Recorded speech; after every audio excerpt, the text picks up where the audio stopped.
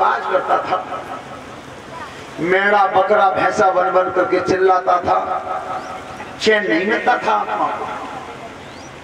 ध्यान रखना परीक्षित जी, आत्मा क्या है, आत्मा की परिभाषा क्या है?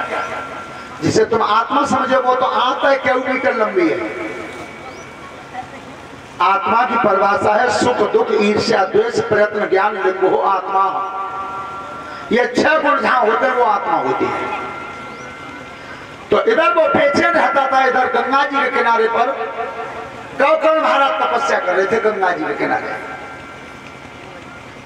जैसे पता चला कि मेरा भाई प्रेत योनि में चला गया है, अपने स्थल को छोड़ दिया।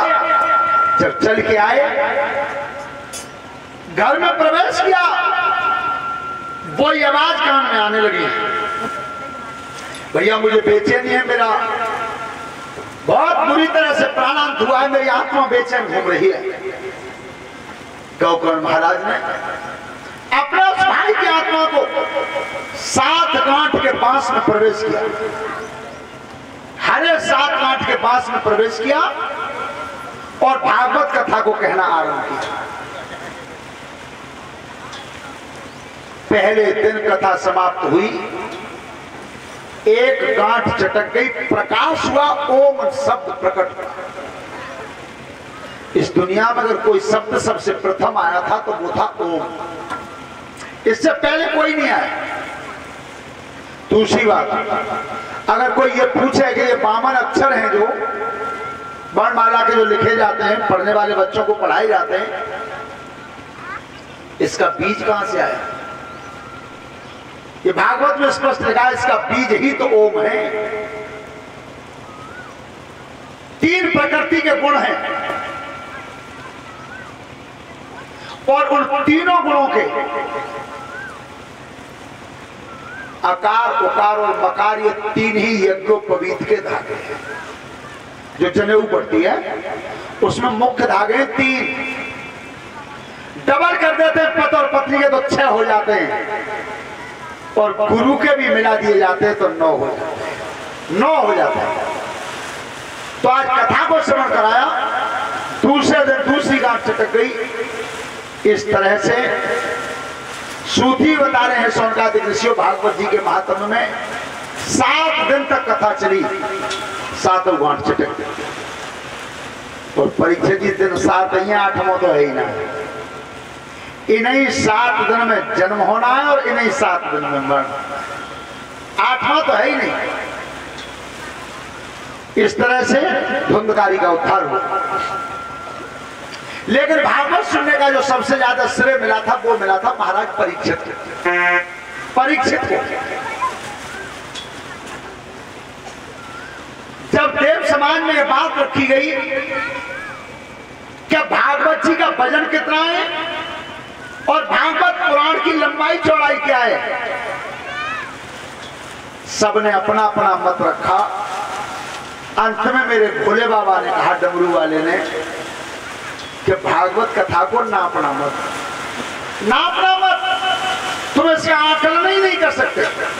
क्यों? भागवत ही तो स्वयं कृष्ण है। जब भगवान कृष्ण इस दुनिया को छोड़ के गए थे तो उनके अनुयायी और उनके भक्तों ने कहा था, प्रभु हम तुम्हारे बिना कैसे रहेंगे?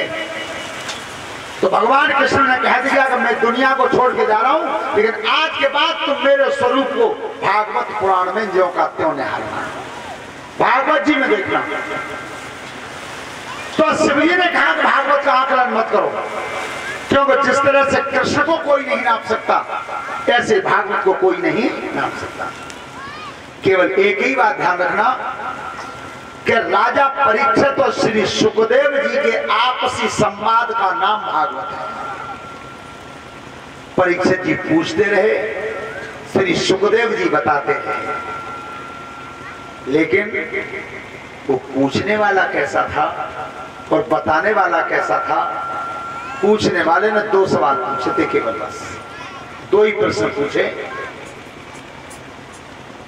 थोड़े समय में जो मरने वाला है उसे क्या करना चाहिए? अंतिम समय जीव का कर्तव्य क्या है?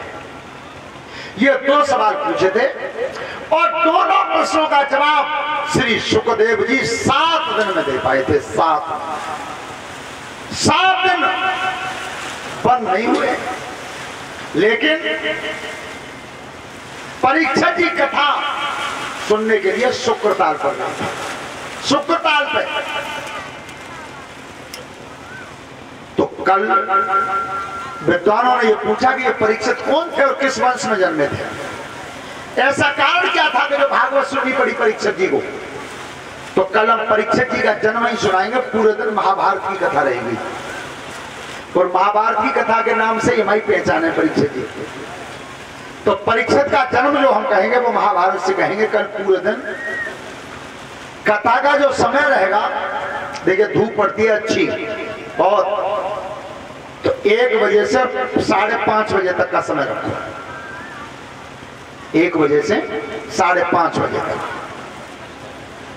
और परीक्षित यज्ञपति दोनों कथा पंडाल में सोओगे तुम दोनों। यही है, रोटी की व्यवस्था तुम्हारी यही हो गई। कपड़ा आप घर से धुले भाई मंगा लो, यही रहना पड़े हो। ठीक है, हाँ कहूँ रहो लेकिन यही रहो। घरे जाओगे तो घर भाई तुम तो जरूर करने के टोकर यहाँ का कर तो भैंसी दे कर रही हो। हाँ, और दूसरी बात, किसी को गाली मत देना, किसी पे क्रोध मत करना, गुस्सा तो लाना ही मत। तुम तो दोनों लाओगे ही नहीं।